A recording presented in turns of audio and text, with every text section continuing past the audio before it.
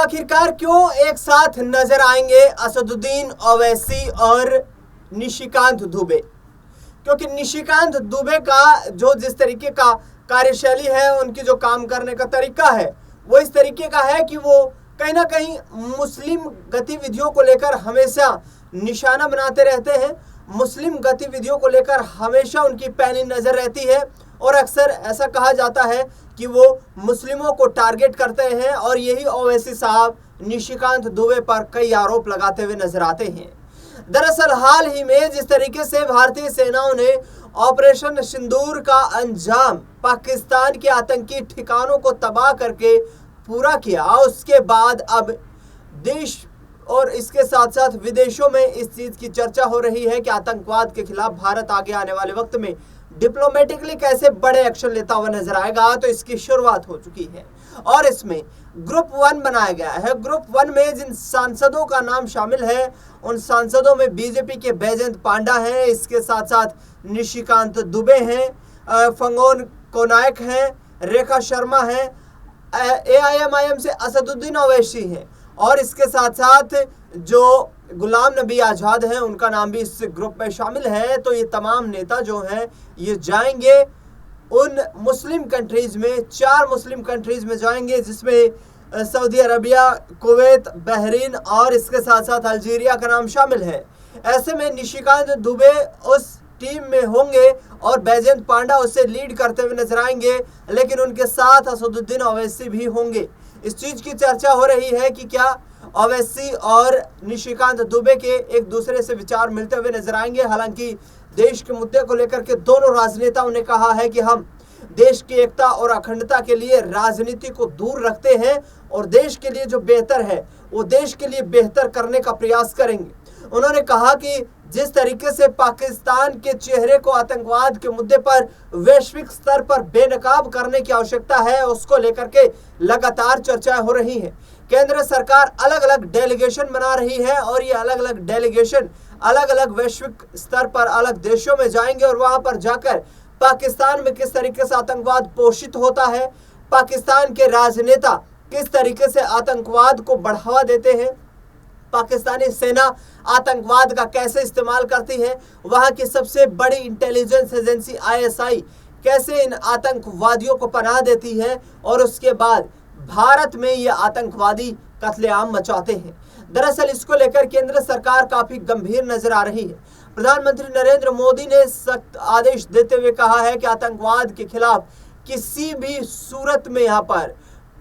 पर हमदर्दी नहीं दिखाई जाएगी, किसी भी तरीके से आतंकवाद को बख्शा नहीं जाएगा, वैश्विक स्तर पर पाकिस्तान को बेनकाब अब किया जाएगा। और ये डेलीगेशन जो जाने वाले हैं इनमें ऑल पार्टीज के मेंबर शामिल हैं और वे तमाम मेंबर जो हैं वो उन विदेशों में जाकर के आतंकवाद के मुद्दे के खिलाफ पाकिस्तान को बेनकाब करते हुए नजर आएंगे। दरअसल आपको बता दें कि जैसे ही 22 अप्रैल को जो पहलगाम में आतंकी हमला हुआ, आतंकी हमले के बाद जिस तरीके से चश्मदीदों ने अपनी जो बयानबाजी दी, जिसके आधार के ऊपर उन्होंने बताया कि आतंकवादी जो कि सेना की वर्दी में आए थे और उन आतंकवादियों ने धर्म पूछकर गोली मारी, महिलाओं को अलग ग्रुप में बांटा, पुरुषों को अलग ग्रुप में बांटा, जिस पर उन्हें संदेह हुआ कि ये मुस्लिम नहीं हो सकता है, उसके कपड़े उतरवाए गए, उसका खतना देखा गया और उससे नमाज पढ़ने की बात कही गई, कलमा पढ़ने की बात कही गई।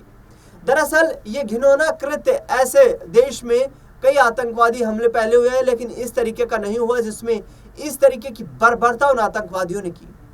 हालांकि आतंकी गतिविधियों में हमेशा ही बर्बरता हुई है, लेकिन निहत्थे पर्यटकों को निशाना बनाया गया उन आतंकवादियों के द्वारा जो पाकिस्तान के द्वारा पोषित थे। अब असदुद्दीन ओवैसी काफी गंभीर तरीके से पाकिस्तान को मुंहतोड़ जवाब देने की बात करते हुए नजर आ रहे हैं। असदुद्दीन ओवैसी ने कहा है कि पाकिस्तान जो आतंकवाद का हमेशा से एक गढ़ रहा है, वहां पर आतंकवाद पोषित होता है, उसे अब मुंहतोड़ जवाब देना चाहिए। भारत ने जो एयर स्ट्राइक करके जिस तरीके से पाकिस्तान का पूरा आतंक इंफ्रास्ट्रक्चर डिमोलिश किया है, उसके आधार पर अब वैश्विक स्तर पर कूटनीतिक रणनीतियां बनाकर पाकिस्तान को करारा सबक सिखाया जाना चाहिए। पाकिस्तान को हाल ही में IMF से $1 अरब का लोन मिला है, ऋण मिला है, जिसको लेकर भी ओवैसी ने कहा कि अमेरिका चाहता, डोनाल्ड ट्रंप चाहता तो वो ऋण यहाँ पर जिस तरीके से लिया गया है उस ऋण को यहाँ पर रुकवाया जा सकता था।